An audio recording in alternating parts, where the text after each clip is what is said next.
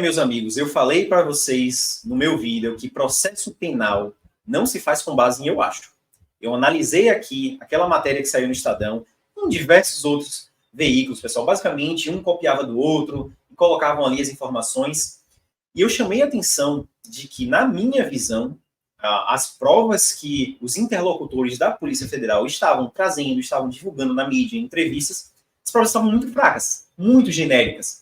Né? Eles não tinham nem identificado as facções, nem como que teria efetivamente ocorrido, né, a manipulação desses produtos químicos, na adulteração, na produção de drogas, nada. E também eles não sabiam até o momento como que a droga, né, teria sido distribuída ali em São Paulo, Minas Gerais e no Paraná. Né? Eu fiz esses comentários e falei que se o Cariani conseguisse comprovar, né, que não existe um nexo entre o suposto de desvio dos produtos, né, das 12 toneladas, e o tráfico de drogas, que ele se livraria tranquilamente de todas as acusações criminais. E olha só, ele acabou de gravar um vídeo explicando, né, ponto a ponto, todas as polêmicas, né, que a mídia levou. E ele me convenceu completamente. Olha só, eu falei para vocês que eu passei ali um ano ajudando um juiz de uma vara federal criminal. E, pessoal, a gente consegue, depois de um tempo, identificar somente com base na linguagem corporal de uma pessoa se ela está falando a verdade ou se ela está mentindo. E a linguagem corporal do Cariani, ele está falando absolutamente a verdade. E de uma forma até técnica. Pessoal, olha só. Eu acredito que o Cariani vai conseguir provar a inocência dele tranquilamente, porque ele abordou, para mim é o ponto assim mais decisivo, a questão da compra e venda dos produtos. Que ele fala, né, que ele lançou todas as notas, todas as 60 notas supostamente fraudulentas lá no mapa, certo? E que a partir daí há um cruzamento de dados que é feito pela Polícia Federal também com o comprador, certo? E que para a empresa poder comprar produtos químicos, ela tem que apresentar uma documentação necessária e uma documentação que, claro, no vídeo fica muito evidente que não é fácil de se obter. Então, veja, possivelmente a empresa que o Cariani é sócio também é vítima. E olha só, é muito importante a gente sempre ouvir os dois lados, tanto da acusação quanto, né, de quem está sendo acusado, e a atitude do Cariani de estar vindo aqui gravou o primeiro vídeo, gravou o segundo vídeo, demonstra que realmente é uma pessoa que não tem nada a esconder e, no meu ponto de vista, ele esclareceu o principal ponto. Se não houve esse cruzamento feito pela Polícia Federal, no momento em que ele lança a nota no mapa, e aí tem uma empresa que, mas a empresa é de fachada? Sim, mas como ela conseguiu toda a documentação, documentações difíceis, certo? Então, ela burlou o sistema, enganou a Polícia Federal e possivelmente enganou a empresa que o Renato Cariani é sócio. Veja como, em uma questão de pouco tempo, as coisas mudam, não? Então, assim, pessoal, na minha visão, o Renato Cariani vai conseguir provar a inocência dele, até porque ele também esclareceu, né, o suposto elo financeiro, eu não vou aqui citar nomes, né, mas também de uma pessoa que saiu aí em todas as matérias, que seria o intermediador entre a empresa que o Cariani é sócio e as facções criminosas, certo? Envolvendo até a compra de um veículo lá pelo Maurição e tal, mostrou os prints. Cara, deixa eu falar uma coisa para vocês, muito séria aqui. Processo penal do espetáculo. Você sabe o que é processo penal do espetáculo? Vocês estão vendo aí. E isso eu já vi acontecer, ó, muitas e muitas vezes. Vou falar dois casos aqui para vocês que eu já vi acontecer rapidamente. Um caso que envolvia supostamente também desvios de combustíveis, né? Um dono de posto de combustível, que as investigações ali da Polícia Federal revelavam que ele comprava uma determinada quantidade e sumia, né, com parte. Por exemplo, se ele estava comprando ali por caminhão 15 mil litros, E aí chegava lá no estabelecimento 13 mil litros. Sempre assim. E eles investigaram. Juntaram todas as provas, fizeram a acusação, o dono do posto respondeu à ação penal. No final das contas, tivemos uma sentença absolutória. Por uma coisa muito simples. Vocês podem até não acreditar, mas é verdade. Não foi considerado que, durante o trajeto do transporte do caminhão de combustível, o combustível evaporava. Claro que não vai dar uma diferença ali, sei lá, de 2 mil litros, 1.500, mas tem uma diferença do ponto A para o ponto B. E somando isso, certo? Tudo se encaixava perfeitamente e não estava ocorrendo o desvio dos combustíveis. Mas antes, na investigação, no inquérito policial, tudo levava a crer. Resultado, pessoal.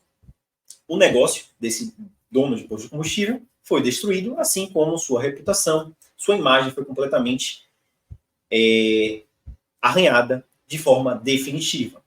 Mas depois ele foi absolvido. O outro caso envolveu um grande empresário de eletrônicos, certo?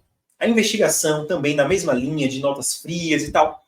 No fim das contas, quando foram bater tudo certinho lá durante a instrução criminal, novamente ele foi inocentado. Mas também aconteceu o processo penal do espetáculo. Ele tinha loja em vários shoppings no Brasil inteiro. E a Polícia Federal e a Receita Federal chegaram, né, tirando foto, gravando vídeo, baixando, né, aquela porta da loja e tal. Ele foi inocentado, mas saiu também na imprensa. E ali acabou, meu amigo. Você não precisa ter uma sentença penal condenatória para que a sua reputação esteja completamente destruída. E isso, na minha visão, está acontecendo com o Renato Cariani. Porque eu também falei no meu vídeo. Muitas pessoas não querem ver Cariani respondendo à ação criminal por causa de, supostamente, os produtos químicos terem sido desviados para a produção e adulteração de drogas, mas sim pela figura Renato Cariani, empresário bem-sucedido, né, um cara que se mostra muito família, certo? Bonito, né, que tem dinheiro. Muitas pessoas, se não a maioria, desejaria ver Cariani atrás das grades por conta disso, né? Não até pela questão da droga e tal. A imagem dele já foi destruída, né? Talvez não tenha sido destruída porque eu acredito que com os vídeos que ele está gravando, provando, na minha opinião, ponto a ponto, a defesa que ele vai anexar no inquérito, talvez ele saia até fortalecido depois de tudo isso. Mas os prejuízos financeiros, os danos morais, como ele falou em um dos vídeos, né, o filho ali sendo perguntado pelos coleguinhas o que está acontecendo, porque as matérias, a mídia, meu Deus, é um desserviço. Talvez nós não tenhamos hoje nenhum único jornalista sério no Brasil. As matérias são ridículas. Né? Falando ali, criando uma narrativa, sabe, coisas que não são verdade. E isso nós estamos vendo aí, no caso do Renato Cariani. O meu canal aqui, que é de direito previdenciário, as matérias sobre correção do FGTS, sobre revisão da vida toda, ridículas. Né? Nós temos hoje uma qualidade de imprensa em nível muito, muito baixo. Só que ele, como grande influenciador que é, tem um canal no YouTube com milhões e milhões de seguidores, vem a público e simplesmente abre o jogo. Né? Mostra um lado que em nenhum momento, nenhuma matéria procurou ouvi-lo e fazer uma matéria séria. Então, pessoal, eu acredito que Cariani vai provar a sua inocência até sem muita dificuldade e que depois, se ele quiser, a indenização por danos morais e materiais também, porque certamente ele deve ter... A Suplay, eu vi que divulgou uma nota já querendo suspender todas as ações de marketing com ele. Isso gera um dano material, um dano financeiro. Cara, astronômico. Se ele quiser levar até as últimas consequências todas essas matérias, Aí, todos esses canais que fizeram capas, cenas sensacionalistas, né? Arranhando a imagem dele, batendo nele, falando, condenando ele, sem ter ouvido do lado dele as provas que ele tem a produzir, né? Porque isso daí ainda vai se estender. Se ele levar isso até as últimas consequências, ele vai ganhar uns bons milhões. Se você viu o meu vídeo, que eu gravei de 33 minutos, todo, tá lá. Eu falei que a possibilidade dele ser absolvido era muito grande, né? Ele colocou no vídeo, né, de hoje, de tarde, o print. Cara, não é possível que a Polícia Federal, que é uma instituição séria, né, ele até falou, não, a polícia foi educada, não tem o que reclamar, tal. Mas ele mostrou alguns prints que, se aquilo ali for a prova produzida pela Polícia Federal no inquérito, é muito fraco, pessoal. Processo penal não se faz com base em eu acho. O que você fala, você precisa provar de maneira cabal. E hoje, a sensação que eu tenho é que a Polícia Federal não sabia o mecanismo interno da empresa que o Cariani é sócio, como a empresa funcionava, o lançamento das notas, a questão dos estoques, a questão da compra e venda, e jogou tudo no ventilador muito cedo. Muito cedo. No vídeo que eu gravei, fizeram uma pergunta. Doutor, mas pode publicar vídeo da casa e tal? Olha só, você filmar para controle interno, para efeito da investigação, para o uso interno da Polícia Federal, ok. Agora, você filmar todos os cômodos da casa de uma pessoa que está sendo investigada e publicar isso para o Brasil inteiro, para milhões e milhões de pessoas verem, na minha visão, é completamente antiético. E também, provada a inocência, caso o Cariani venha, né, conseguir comprovar a sua inocência, vai caber uma indenização multimilionária. É isso aí, meus amigos. É isso que eu tinha para falar. Eu, sinceramente, acredito na inocência do Renato Cariani. Já tinha gravado no primeiro vídeo falando que, na minha visão, as provas trazidas pela Polícia Federal estavam bastante genéricas, que se ele organizasse ali a defesa, tudo certinho, a chance dele ser absolvido era muito grande, né? E agora eu trago um outro lado também, né? Sendo absolvido, cabeças, se o Cariani quiser, é claro, vão rolar. E ele pode ganhar tanto dinheiro, mas tanto dinheiro que vocês não têm ideia com essa história toda. Mas eu espero, pessoal, que, claro, vamos acompanhar aqui o caso. Se o Cariani, né, e eu torço por isso, eu falei isso no meu primeiro vídeo, né, que ele provasse a sua inocência, né, e mantivesse a imagem que eu sempre tive dele, né, que eu acompanho ele desde o início, desde quando ele entrou no YouTube, que ele mantivesse, né, aquela imagem de honra, de seriedade, certo? Caso isso aconteça, meus amigos, que isso sirva para uma mudança na forma de se fazer processo penal no Brasil. Principalmente agora com redes sociais. Com Instagram, com YouTube, com TikTok.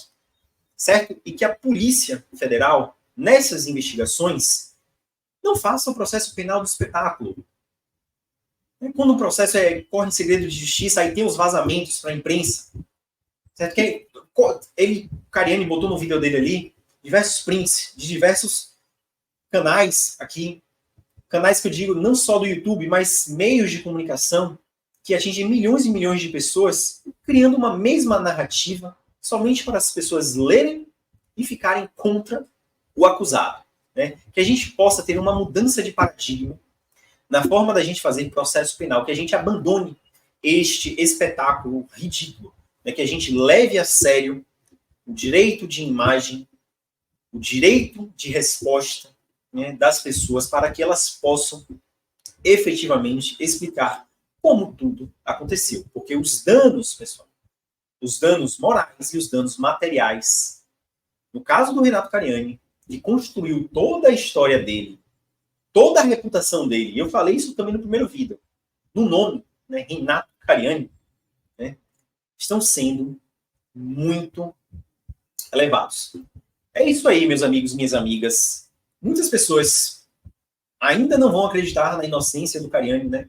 Porque querem ver a figura Renato Cariani atrás das grades. Mas eu, sinceramente, acredito na inocência dele e eu estou curioso para ver, né?